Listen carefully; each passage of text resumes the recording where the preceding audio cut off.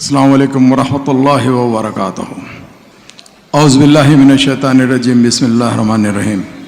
शहनशीन पे तशरीफ़ फरमा मौलाना खालिद सैफुल रहमानी साहब, सदर AIMPLB यानी All India Muslim Personal Law Board, जनाब संजय सिंह साहब, member of parliament JPC member, Muhibuddin Nadvi साहब MP, इमरान मसूद साहब MP, नासिर हुसैन साहब MP, मोहम्मद अदीब साहब ex-MP, जनाब रहमान साहब और दीगर डिग्नेटरीज आज के इस प्रोग्राम में जो तशरीफ़ लाए हैं।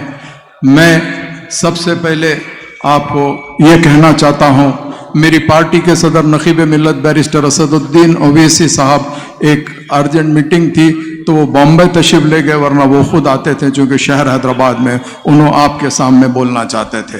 मगर मैं आप तमाम की मौजूदगी में हमारी पार्टी इस वक्फ बिल अमेंडमेंट की आज जो कॉन्फ्रेंस हो रही है, जो पार्लियामेंट में इंट्रोड्यूस की गई है, उस बिल की मुखालिफत करती है और मुस्लिम पर्सनल लॉ बोर्ड जो भी हुक्म देगी उसकी हम पूरी तायीद करेंगे।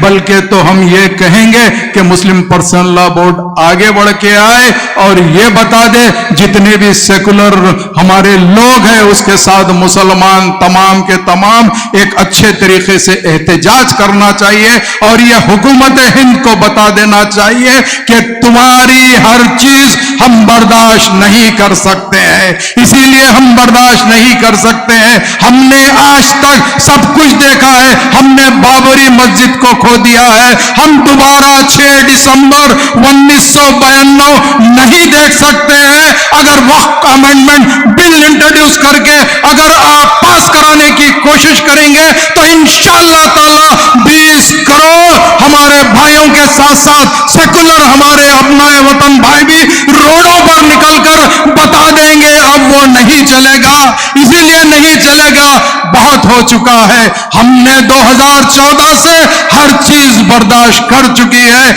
ऐ नरेंद्र मोदी, तुम्हारी हठधर्मी हरगिज नहीं चलेगी, इसीलिए नहीं चलेगी। आप जानते हैं ये वक्फ बिल जो आएगा तो वक्फ बाय यूजर जो इन्हों कहना चाहते हैं, तो हम ये पूछना चाहते हैं कि भाई ये हमारा मेन जो हमारे बुजुर्गों ने जो वक्फ जायदाद किया है उन्होंने मंशाए वक्फ के हिसाब से किया है। अगर फर्ज करो मेरे वालिद मस्जिद बनाते हैं, मेरे वालिद मदरसा बनाते हैं तो आखिरी तक ता क़यामत तक वही रहेगा। किसी ने मंशाए वक्फ के तहत स्कूल खोलता है, किसी ने मंशाए वक्फ के तहत अगर पानी का कुआं खोदता है तो वो मंशाए वक्फ रहेगा। इसकी मिल्कियत किसी की नहीं रहती, अगर वो मिल्कियत होती है तो वो अल्लाह की होती है। हम अल्लाह की मिल्कियत की हिफाजत करना बेशक हमारा काम है। हम जानते हैं लिमिटेशन एक्ट की जो बात कर रहे हैं यानी एडवांस पोजीशन की बात कर रहे हैं, हम उसको भी हरगिज नहीं मान सकते। सेक्शन 123 के अंदर क्या बोलते हैं, एंडोमेंट के अंदर कोई भी मुस्लिम मेंबर नहीं बन सकता। तो मैं पूछना चाहता हूं कि नॉन मुस्लिम कैसे वक्फ बोर्ड का मेंबर बन सकता है, यह भी मैं इनसे पूछना चाहता हूं। इसके अलावा वक्फ बोर्ड एक्ट के अंदर एक बात है कि यहां पर इलेक्शन होता है, चाहे वो मुतवल्ली का इलेक्शन हो, बार काउंसिल का इलेक्शन हो, MLA MLC का इलेक्शन हो, या अगर फर्ज करिए इसी तरीके से मेंबर इलेक्ट किया जाता है। मैं ये पूछना चाहता हूं अब जो वक्फ अमेंडमेंट बिल लाना चाहते हैं इसके अंदर कोई इलेक्शन नहीं होगा तो यानी पूरे चिंदी चोरों को लाके बिठाना चाहते क्या? अरे चिंदी चोरों को तुम बिठाना चाहते क्या? मैं ये पूछना चाहता हूं 1995-2013 का जो लॉ है वक्फ का, हम उसको मानते हैं, वो हमारे लिए बेहतरीन है। और आज कलेक्टर को अथॉरिटी देना चाह रहे हैं। अरे बाबा ये तो वही बात हो गई, ससुरे की जायदाद दामादा बांटने की बात कर रहे हैं। ऐसा हरगिज नहीं चलेगा, इसीलिए नहीं चलेगा। वक्फ के लिए हम कुछ भी कर सकते हैं, हम हरगिज बर्दाश्त नहीं कर सकते। और एक बात यह है वो बिल के अंदर अगर फर्ज करिए कोई वक्फ प्रॉपर्टी बेचता है तो उसके ऊपर केस अगर होगा तो वो बेलेबल ऑफेंस है, چاہتے ہیں وقف کی پراپرٹی آخر کس کی پراپرٹی ہے؟ اللہ کی پراپرٹی ہے. اگر انہیں بیچتا تو کیسے بیچے گا؟ اس کا مالک تھوڑا ہی ہے, اس کے اوپر 100% نان بیبل دفعہ لگنا چاہیے اور رجسٹریشن کینسل ہونا چاہیے.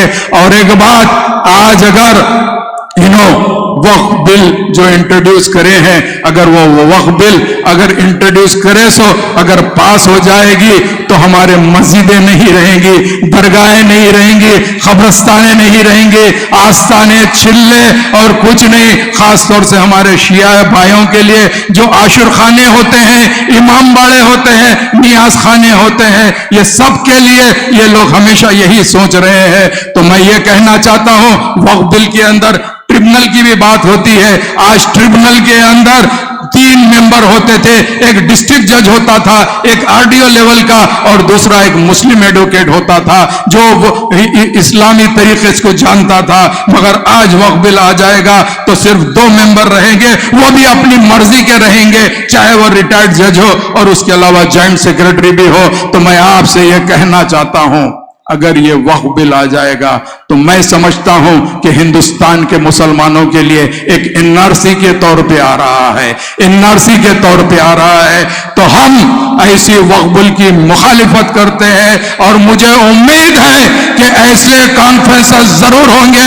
کل بامبے کے اندر ہماری پارٹی کے سابقہ ممبر آف پارلیمنٹ امتیاز جلیل نے ایک سرکار دولت صلی اللہ علیہ وسلم پہ گستاخی کی, تو ہم نے ایک مورچہ نکالا اور یہ بتا دیا کہ مہاراشٹر کے لاکھوں مسلمان روڈوں پہ آ سکتے ہیں. اگر مسلم پرسن اللہ اگر حکم دیتا ہے تو تمام ہندوستان کے مسلمان روڈ پہ آ کے بتا دیں گے کہ اب مودی تمہارا دور ختم ہو چکا ہے, آنے والا ٹائم سیکولرزم کا دور ہے. بہت بہت شکریہ.